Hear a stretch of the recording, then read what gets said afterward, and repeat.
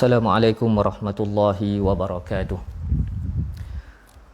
A'udzu billahi minasyaitonir rajim. Bismillahirrahmanirrahim. Alhamdulillahi rabbil alamin wassalatu wassalamu ala asyrafil anbiya'i wal mursalin wa ala alihi wa sahbihi ajma'in. Rabbi shrah li sadri wa yassir li amri wahlul 'uqdatam min lisani yafqahu qawli. Subhanaka la ilma lana illa ma 'allamtana innaka antal alimul hakim. Wala haula wala quwwata illa billahil aliyil azim. InsyaAllah pada malam ini kita sambung pembacaan kitab Ar-Rahiqul Makhtum karangan Syekh Mubarak Furi. Kita masuk dalam bahagian permulaan dakwah Nabi SAW. Dalam pertemuan yang lepas kita telah membicarakan berkenaan situasi penurunan wahyu yang pertama, iaitu surah Al-Alaq. Bagaimana keadaan yang dialami oleh Nabi. Kemudian selepas dari beberapa tempoh, ada banyak pandangan, ada yang katakan 40 hari, ada yang kata 6 bulan, ada yang kata 2 tahun, ada yang kata 2 tahun setengah, ada yang kata 3 tahun sebelum Allah melangsungkan lagi wahyu yang seterusnya. Tetapi kita mengambil pandangan ulama yang menyatakan jarak antara penurunan surah Al-Alaq bahagian awal, Iqra' bismi rabbikal ladzi khalaq, untuk bertemu dengan penurunan wahyu yang kedua, iaitu surah Al-Mudaththir, selama 40 hari. 40 hari. Jadi jarak waktu yang yang ditentukan oleh Allah ini adalah untuk memberi ruang waktu kepada Nabi SAW supaya menerima hakikat pelantikan Nabi membawa tanggungjawab yang cukup besar. Ini yang dinyatakan oleh Ibnu Hajar Al-Asqalani, yang mengatakan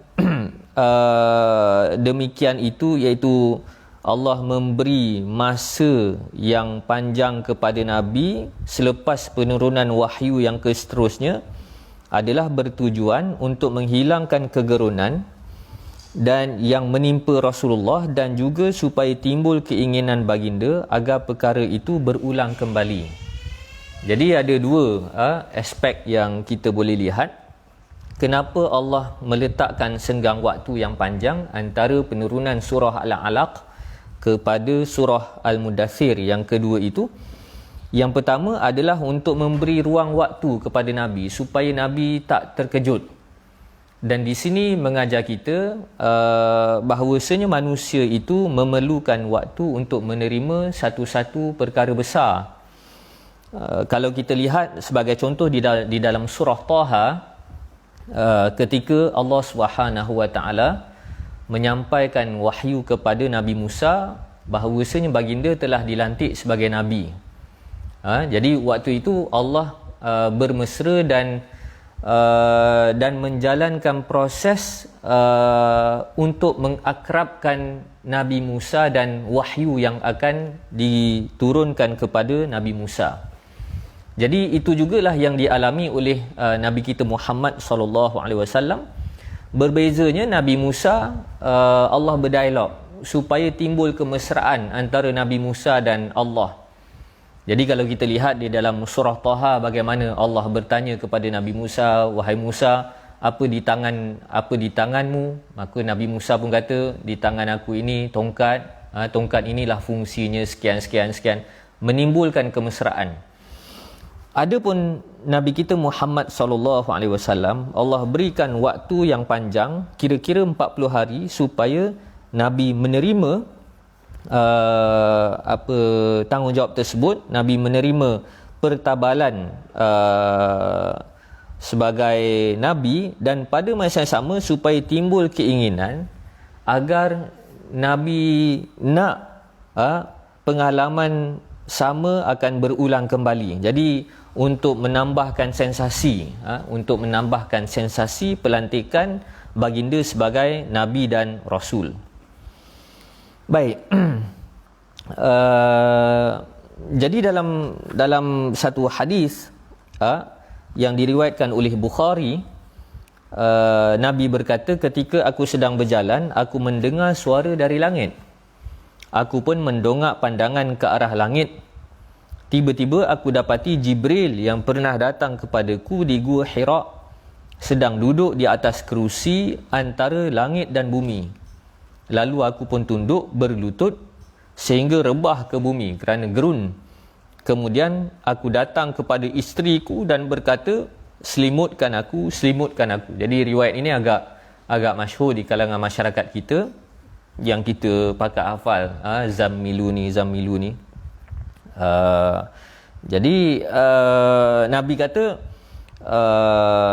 selimutkan aku kepada Siti Khadijah. Ketika Nabi berselimut itulah, lantas Allah Subhanahu wa taala menurunkan surah Al-Mudaththir dari ayat pertama hingga ayat ke-7.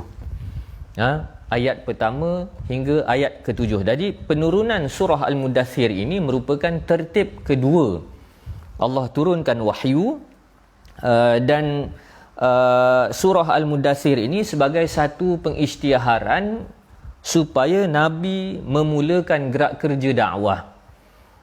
Jadi yang mula-mula turun surah Al-Mudaththir, ya ayyuhal mudaththir qum fa'anzir, wahai orang yang sedang berselimut, bangun, berikanlah peringatan. Wa rabbaka fakabbir, dan Tuhanmu, perbesarkanlah Tuhanmu. Wa thiyabaka fatahhir, dan bajumu maka sucikanlah. War rujza fahjur, dan tinggalkanlah segala perbuatan yang keji. Wala tamnun tastakthir, dan janganlah engkau wahai Muhammad sallallahu alaihi wasallam memberikan satu-satu sumbangan untuk memperolehi balasan yang lebih banyak.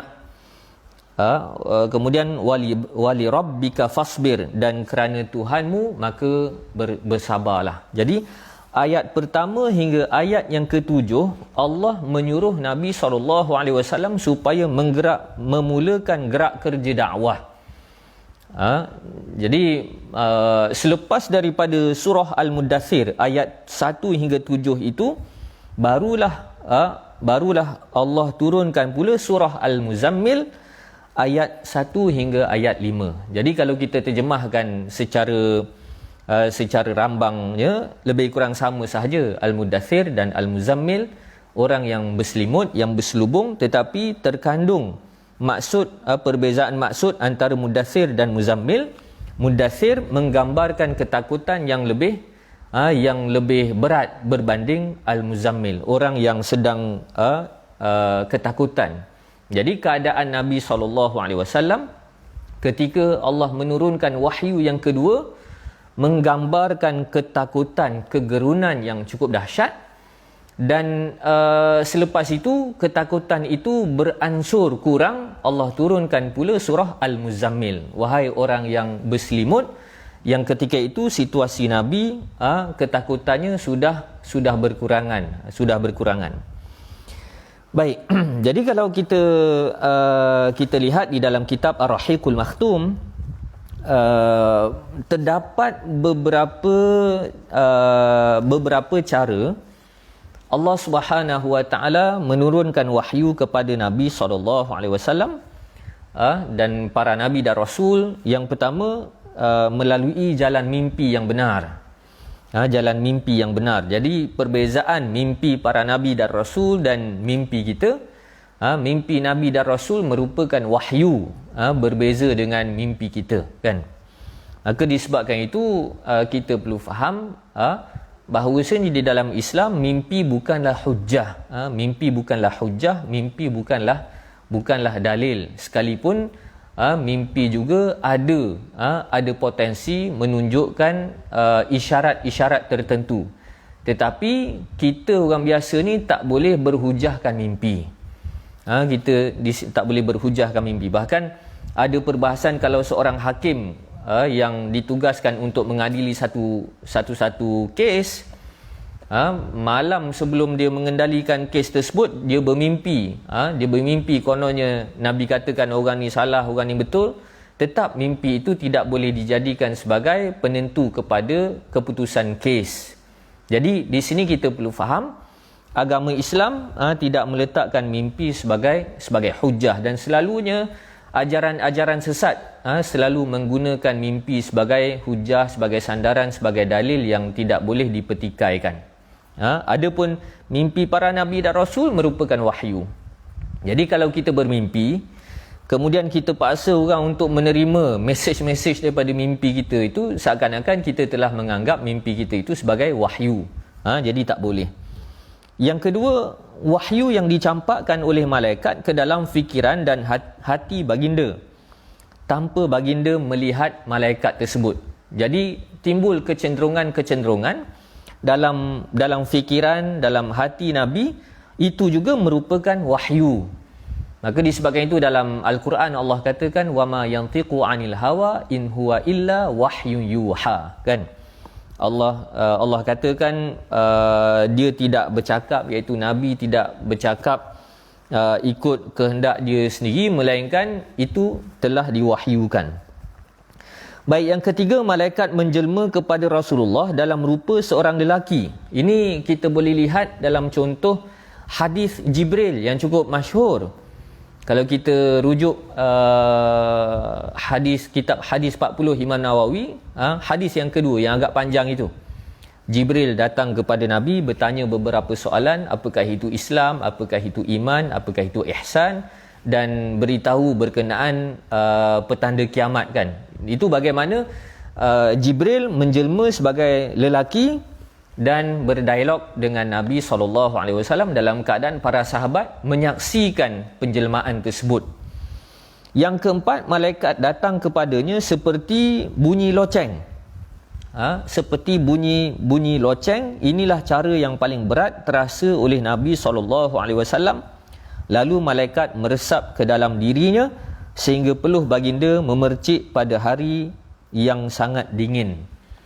Jadi yang keempat ini juga terkait dengan hadis ketika Nabi SAW duduk-duduk bersama dengan Zaid bin Thabit, dan kaki Nabi itu menindih peha Zaid bin Thabit. Ketika turunnya wahyu, peha Zaid bin Thabit ni rasa ditimpa dengan satu bebanan yang cukup berat, sehingga Zaid mengatakan, aku rasa peha aku ni nak remuk, kan, nak patah sebab terlalu berat. Begitu juga ada hadis yang menjelaskan ketika Nabi SAW duduk di atas unta, menunggang unta, datangnya wahyu, maka unta itu kelihatan sedang menanggung bebanan yang berat.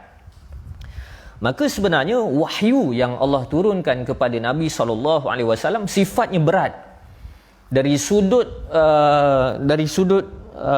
rasa itu memang berat, dan pada masa yang sama dari sudut nilai itu pun berat sebenarnya. Maka disebabkan itu Allah melangsungkan selepas dari surah Al-Muddathir, kemudian Allah turunkan pula surah Al-Muzammil. Di dalam surah tersebut terkandung ayat wa inna sanulqi alaika qawlan thaqila. Sesungguhnya kami ingin berikan kepadamu, wahai Muhammad SAW, kata-kata yang berat. Kata-kata yang berat, tanggungjawab, nilai, mesej yang cukup berat. Bahkan proses penurunan wahyu tersebut pun boleh dirasakan betapa beratnya bebanan tersebut. Yang kelima, baginda melihat malaikat dalam rupa asal. Dalam rupa asal, lalu malaikat pun mewahyukan kepadanya apa yang dikehendaki oleh Allah untuk diwahyukan. Ini sebagai contoh ketika Allah turunkan surah Al-Mudathir, lantas ketika itu Nabi melihat malaikat Jibril yang cukup besar duduk di atas kerusi antara langit dan bumi. Jadi itu penzahiran rupa asal Jibril alaihissalatu wassalam. Yang keenam, Allah sendiri mewahyukan kepadanya, iaitu ketika baginda berada di atas semua lapisan langit seperti dalam peristiwa Mi'raj, iaitu ketika Nabi mendapat mandat syariat solat 5 waktu. Yang ketujuh, ini yang berlaku ke atas Nabi Musa alaihissalatu wassalam. Allah berbicara dengan Nabi tanpa perantaraan. Sebaliknya Allah berdialog dengan Nabi Musa secara langsung. Maka disebabkan itu Nabi Musa dikenali sebagai kalimullah, iaitu Nabi yang diberi kurniaan dapat berdialog, dapat berbicara secara langsung dengan Allah Subhanahu wa taala. Ini kelebihan Nabi Musa alaihi salatu wassalam. Jadi kalau kita lihat dari sudut turutan, mula-mula Allah turunkan surah Al-Alaq ayat pertama hingga ayat kelima.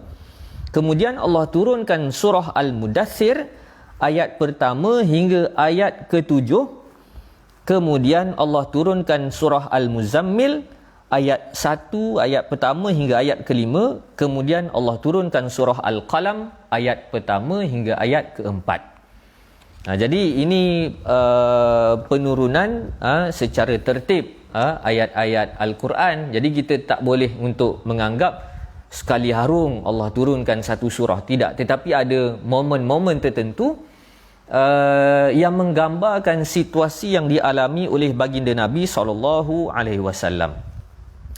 Baik, kita masuk keadaan ketika Allah menurunkan surah Al-Mudaththir. Seperti mana yang telah dibacakan tadi, yang pertama Allah menyuruh Nabi SAW supaya bangkit berdakwah, jangan membiarkan kejahilan, seterusnya menyedarkan masyarakat sekelilingnya akan kesesatan yang sedang mereka anut, dan membawa mereka kembali kepada ajaran fitrah. Maka disebabkan itu ayat kedua Allah menyuruh Nabi supaya segera bertindak.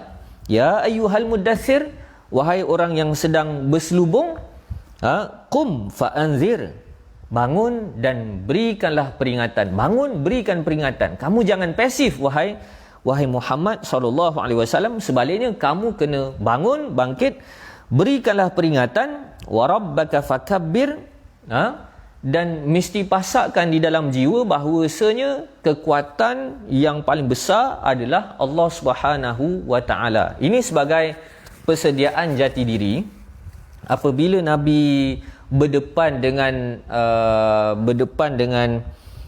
dengan cabaran-cabaran yang menggila selepas ini, Nabi kena pasakkan diri bahawasanya Allah itu maha besar.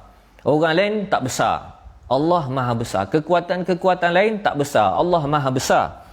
Dan inilah manifestasi di sebalik laungan takbir yang menjadi syiar di kalangan kita umat Islam apabila mencapai memperolehi kemenangan, kemuliaan, merasa gembira, merasa berjaya, merasa bangga, maka kita disuruh untuk melaungkan takbir, Allahu Akbar. Wa thiyabaka fatahhir, dan pakaianmu maka sucikanlah. Pakaianmu maka sucikanlah. Di sini kita faham secara zahir bahawasanya Allah menyuruh Nabi supaya berdakwah dalam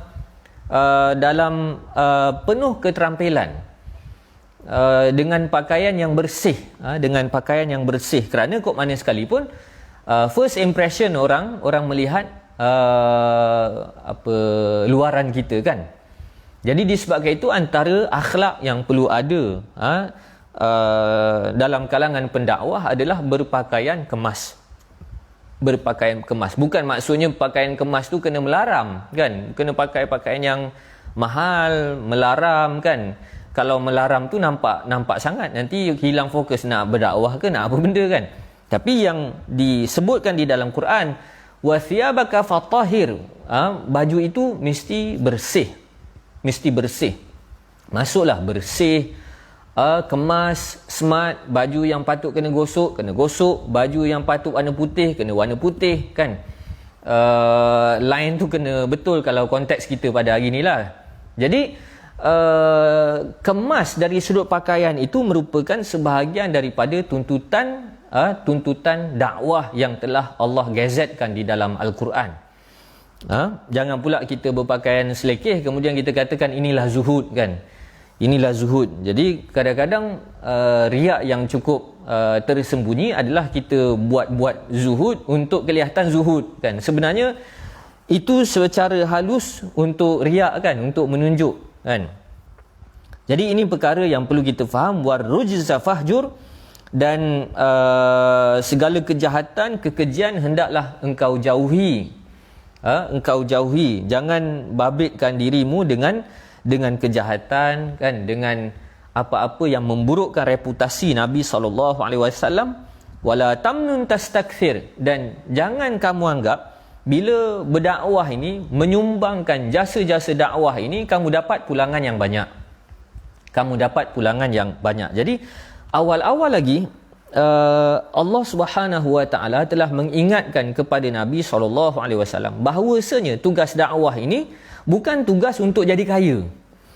Bukan tugas untuk menjadi kaya, bukan tugas untuk alhaakumut takatsur kan, untuk mengumpulkan kekayaan, bukan. Tetapi dakwah ini merupakan tanggungjawab. Merupakan tanggungjawab. Maka disebabkan itu agak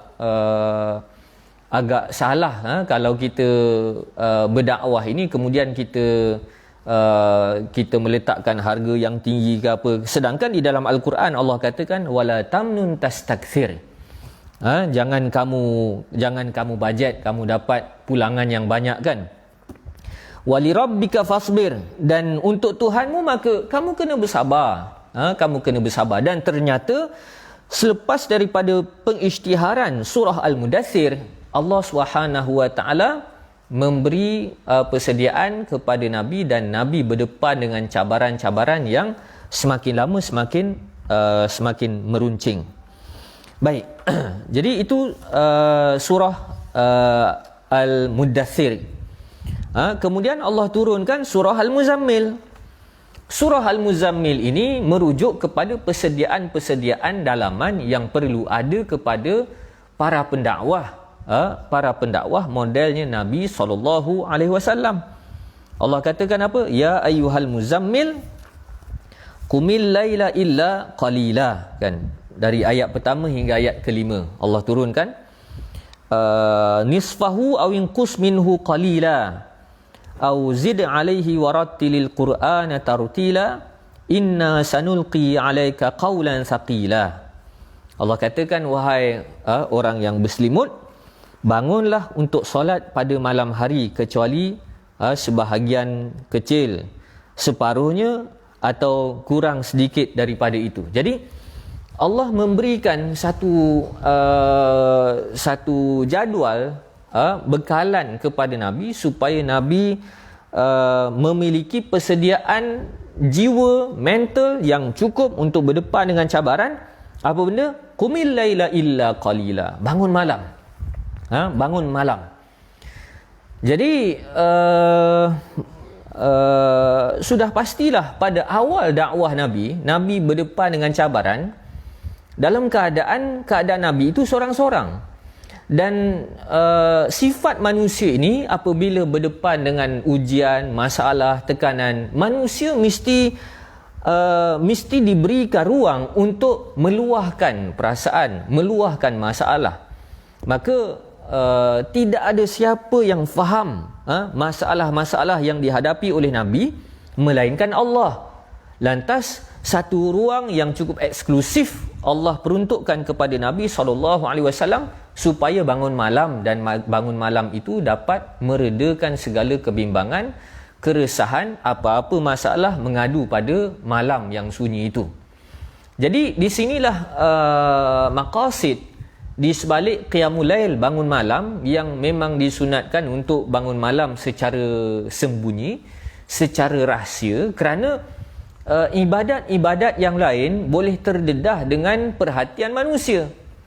Dan memang bila terdedah dengan perhatian menyebabkan fokus pun hilang, niat pun boleh terganggu. Maka ada satu ruang yang cukup eksklusif antara hamba-Nya dan Allah, iaitu bangun malam.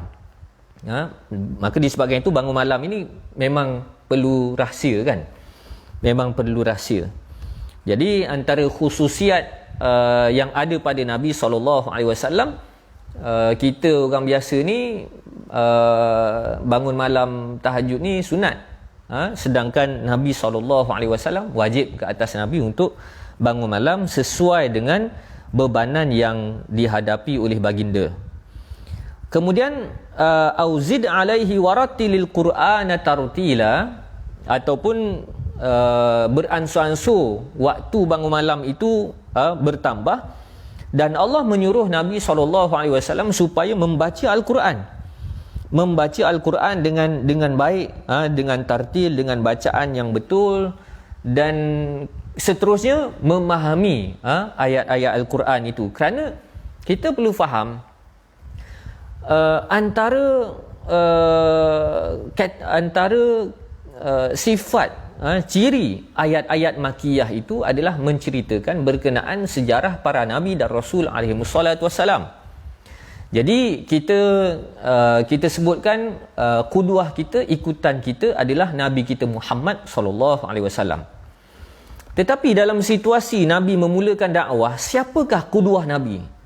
Siapakah ikutan nabi? Kan? Jadi disebabkan itu Allah menyediakan berapa banyak ayat-ayat menceritakan sejarah para nabi dan rasul alaihissalatu wassalam, supaya mereka ini menjadi ikutan kepada baginda Nabi SAW.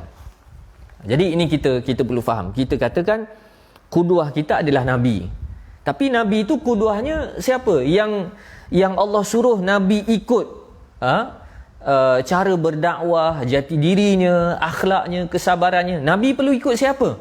Maka disebabkan itu Allah merakamkan cerita-cerita para nabi dan rasul alaihissalatu wassalam, supaya mereka dijadikan sebagai ikutan kepada nabi kita.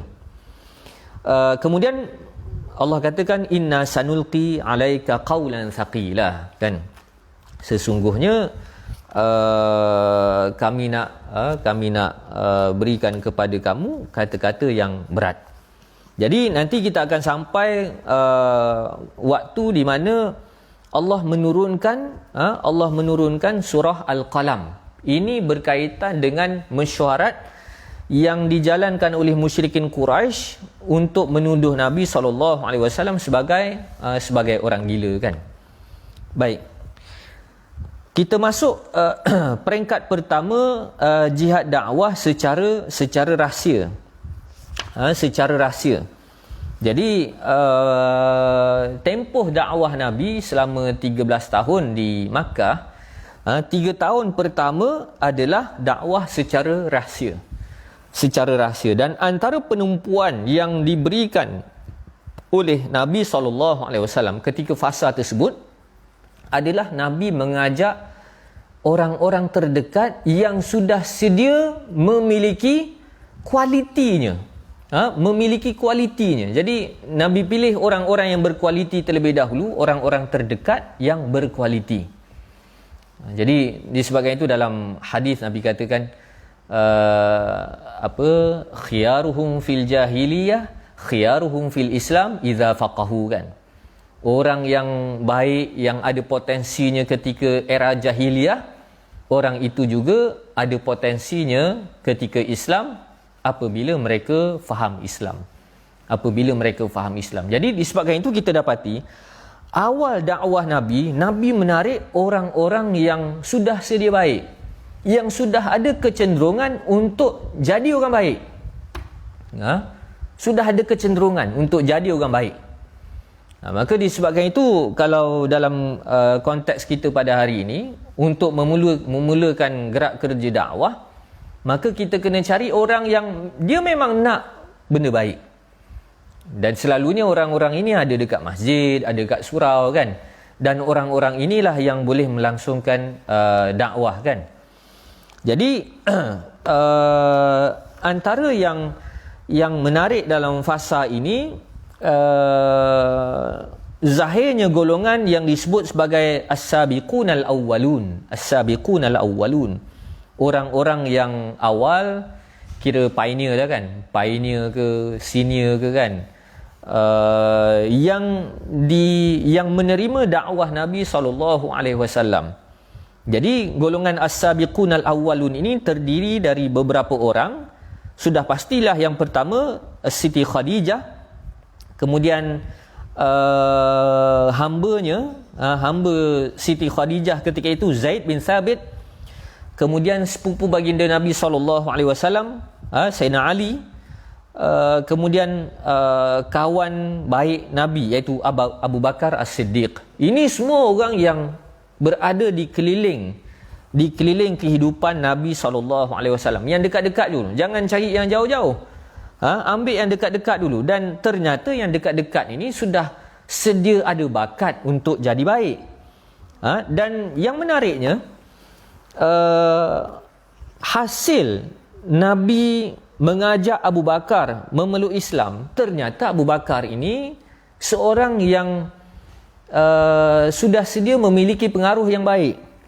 Di sini disebutkan, Syekh Mubarak Furi menyebutkan Abu Bakar menyeru kepada Islam. Karakter Abu Bakar ini siapa? Seorang lelaki yang mesra, disenangi dan mudah berkira bicara serta berakhlak baik dan suka berbuat kebajikan. Jadi ini pengaruh yang ada pada Abu Bakar. Ramai orang di kalangan kaumnya yang suka datang berkawan dengannya disebabkan Abu Bakar itu seorang yang berpengetahuan dan ahli perniagaan. Jadi Nabi membentuk Abu Bakar ini dalam keadaan Abu Bakar sudah sedia ada kemahiran mempengaruhi orang dengan rekodnya yang baik, dengan akhlaknya yang baik. Dan Abu Bakar ni dia suka bersembang.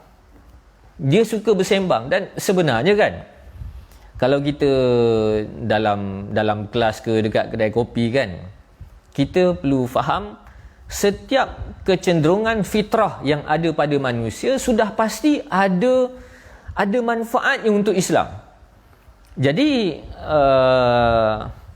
kita terfikir kan, kita sebagai manusia ni suka bersembang, suka berborak. Kalau dulu kedai kopi lah, kalau sekarang ni borak kat kedai mamak. Sekarang ni dah COVID, tak boleh melepak kan. Jadi apakah hikmah manusia ni suka berborak? Sebenarnya bakat berborak itu disediakan oleh Allah untuk kita melangsungkan dakwah. Kerana dakwah ini bermula dari sembang-sembang, bermula dari borak-borak. Kita jangan anggap dakwah ini semata-mata dapat mikrofon sahaja. Cerita pasal Islam waktu dapat mikrofon, waktu tak dapat mikrofon tak payah cerita pasal Islam. Bukan itu. Dakwah bermula sesimpel borak-borak, sembang-sembang. Dan inilah yang memberi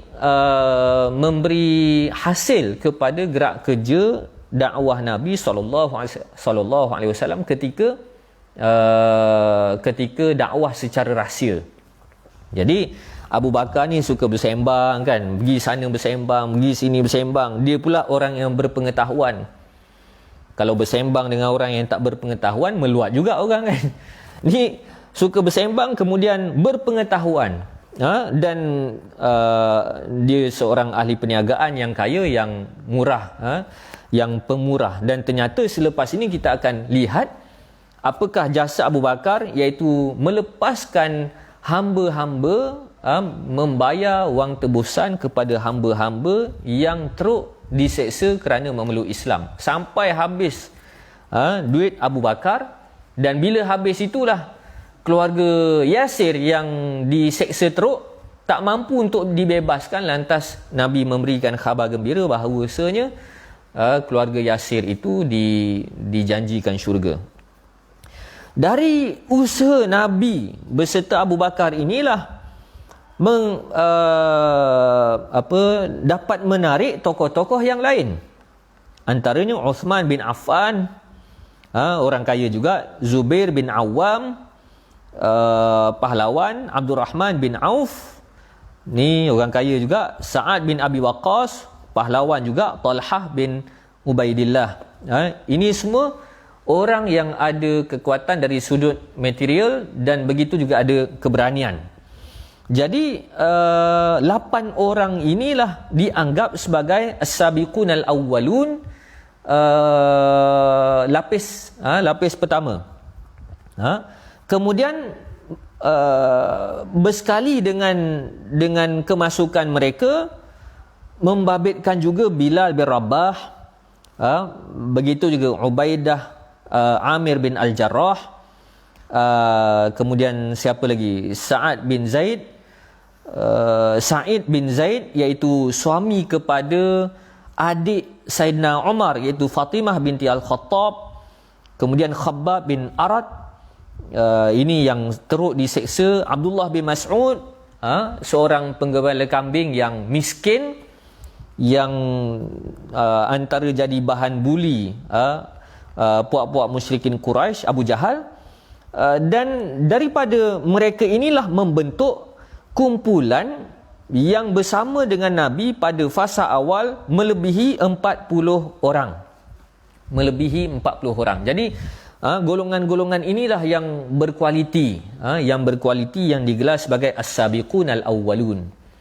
Jadi ada satu riwayat je, ketika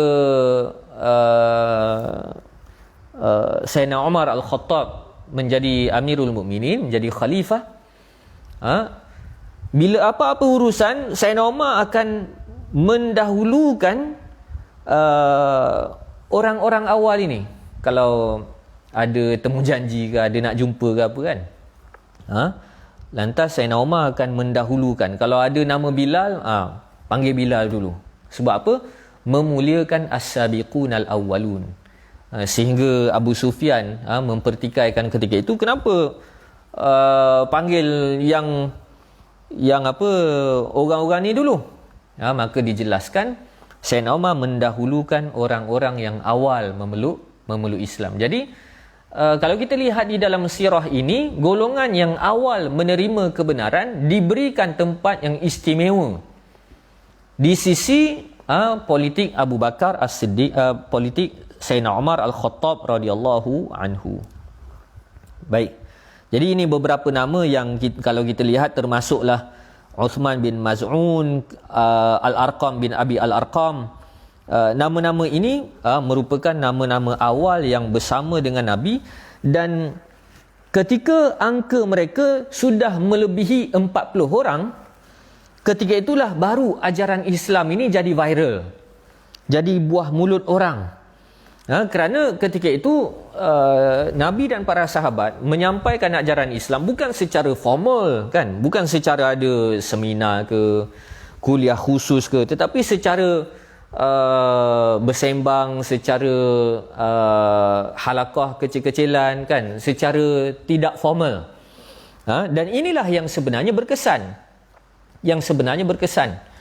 Jadi kita perlu lihat dalam konteks yang lebih menyeluruh, bahawasanya dakwah ini yang berkesannya adalah secara sembang, secara bertukar fikiran, secara tidak formal.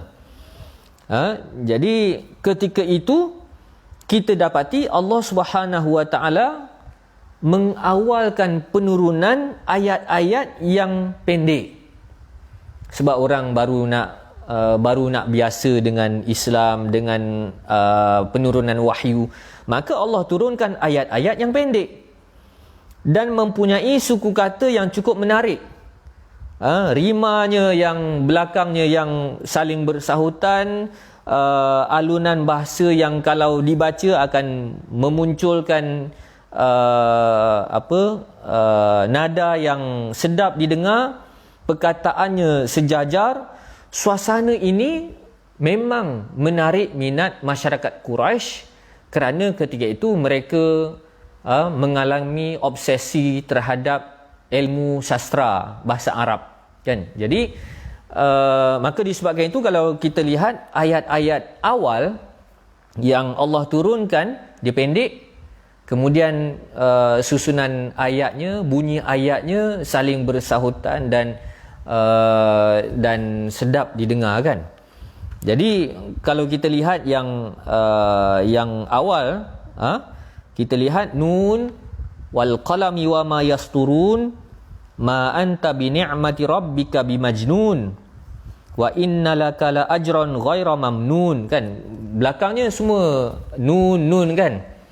Jadi mungkin kita orang Melayu ni kita baca ialah sedap gitu sajalah, tapi bagi masyarakat Arab yang obses terhadap ilmu sastra Arab, mereka merasakan ini ayat ini bukan rekaan manusia.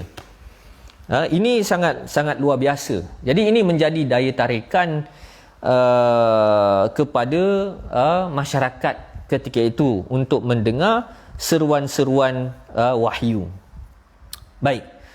Jadi ketika itu seawal daripada pembentukan as-sabiqun al-awwalun, generasi awal yang senior ini, Allah telah pun mewajibkan solat 2 rakaat pada waktu pagi dan 2 rakaat pada waktu petang. Jadi awal-awal Allah telah mewajibkan, tapi bukan solat 5 waktu, tetapi 2 rakaat pagi, 2 rakaat petang. Ini selari dengan ayat yang Allah katakan wasabbih bihamdi rabbika bil asyi wal ibkar, kan, bertasbih dan memujilah Tuhanmu pada waktu pagi dan pada waktu petang. Dan gelagat Nabi dan para sahabat konsisten solat, ini juga diingatkan oleh para Nabi dan Rasul alaihissalatu wassalam yang terdahulu. Antaranya Allah katakan tarahum ruk'an sujada. Kamu lihat pengikut umat akhir zaman itu, pengikut Nabi akhir zaman itu, apa perilakunya? Ruk'an sujada, sentiasa rukuk dan sujud, kan. Jadi awal-awal difardukan solat pada waktu pagi dan pada waktu petang. Jadi kalau kita lihat di dalam hadis menyebutkan pada permulaan Rasulullah sallallahu alaihi wasallam mendapat wahyu, Jibril datang kepadanya mengajarkan kepada baginda berwuduk. Selepas selesai wuduk, baginda mengambil secedok air untuk merenjiskan kemaluannya, dan itu merupakan kewajipan yang terawal. Maka ketika itu Nabi dan para sahabatnya apabila hendak solat, maka mereka akan pergi ke celah-celah bukit lalu mengerjakan solat secara berselindung daripada pengetahuan kaum mereka.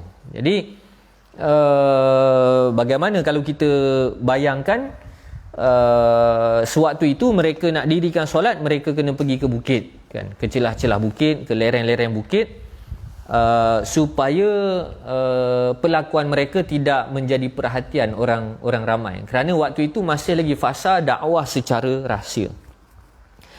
Dalam sejarah ini, Syekh Muhammad Al-Ghazali rahimahullah ta'ala, dia berkata, setelah makin ramai yang bersama dengan Nabi, kemudian aktiviti untuk solat itu dilakukan secara beramai-ramai sekalipun secara bersembunyi, berita-berita ini sampai ke pengetahuan orang-orang Quraisy. Tetapi waktu itu mereka tidak mengambil peduli. Sebab apa?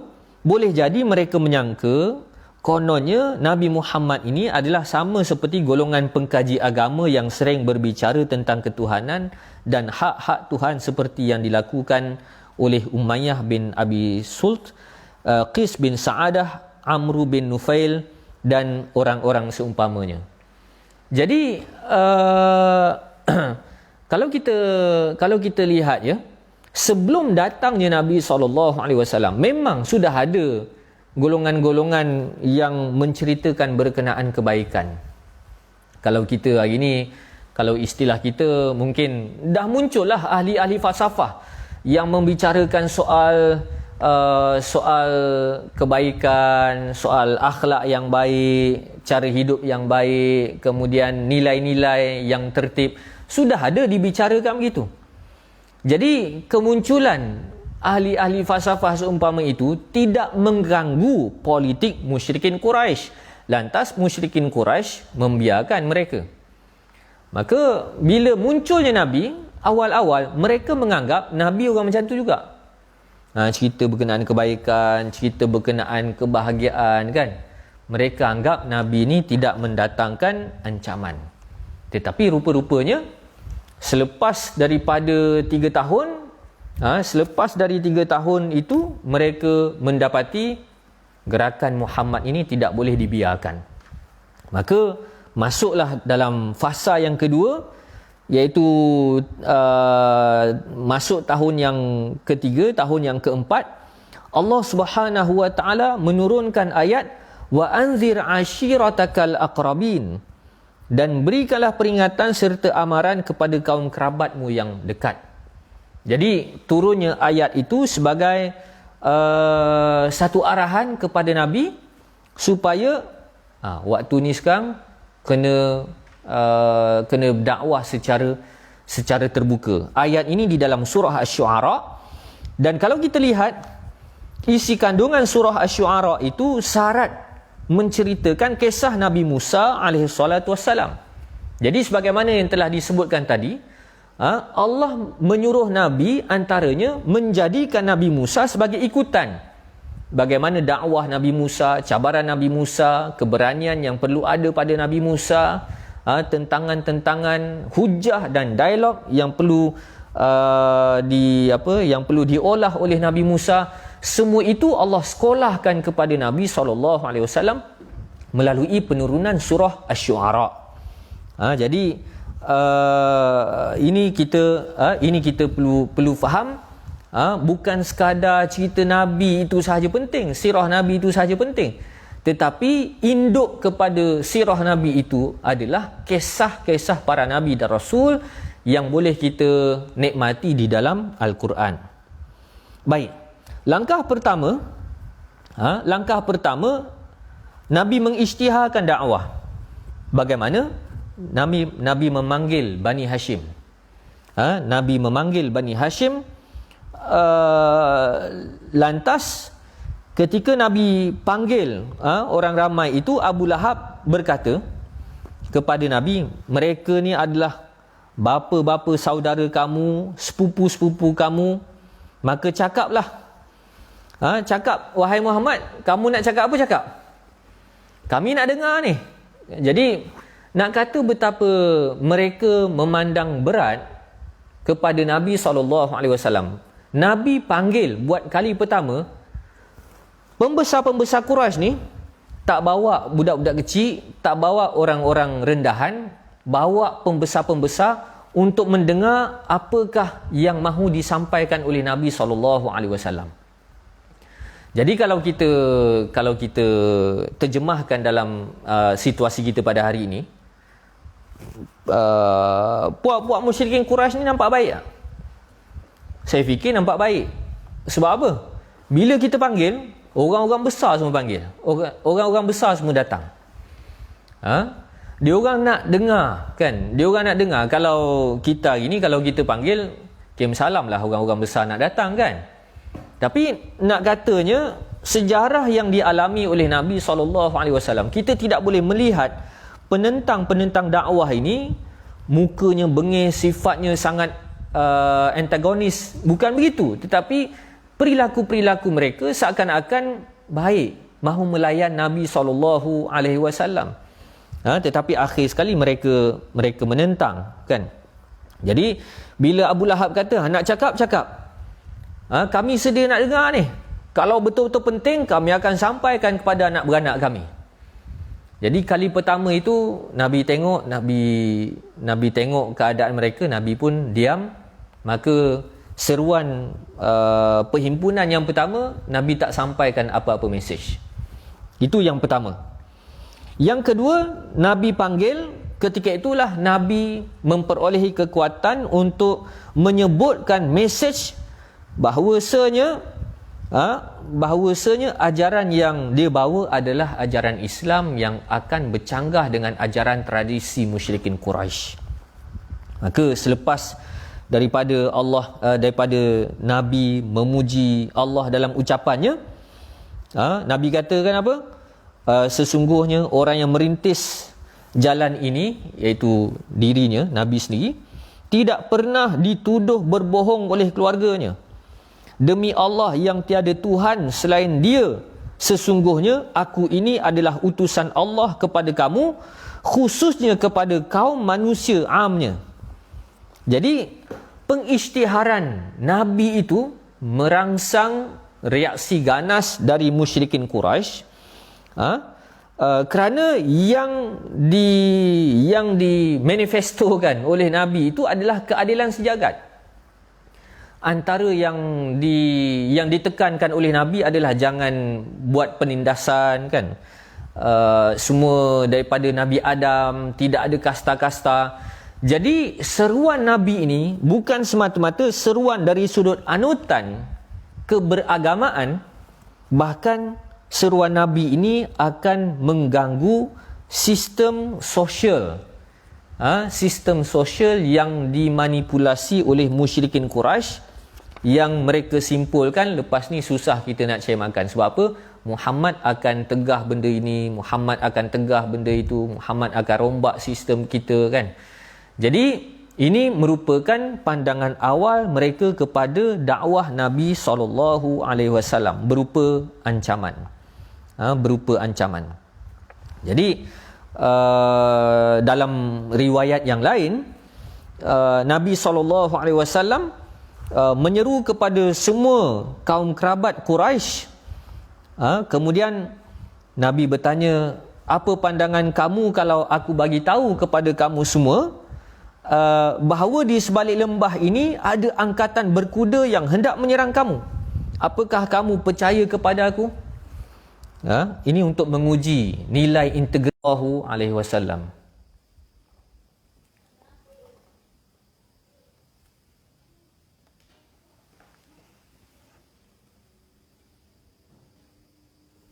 Baik. Dengar ke tak dengar? Sebab blackout. Jadi di sini kalau kita lihat, modal utama yang perlu ada pada para pendakwah adalah integriti, kan. Maka disebabkan itu, sebelum daripada Nabi menyampaikan mesej-mesej yang besar, Nabi terlebih dahulu bertanya kepada masyarakat, kepada kaumnya, apakah kamu bersedia untuk menerima seruan aku? Apakah kamu percaya dengan integriti yang ada pada aku? Maka daripada itu kita faham bahawasanya bekalan utama yang perlu ada pada para pendakwah adalah integriti. Jadi kalau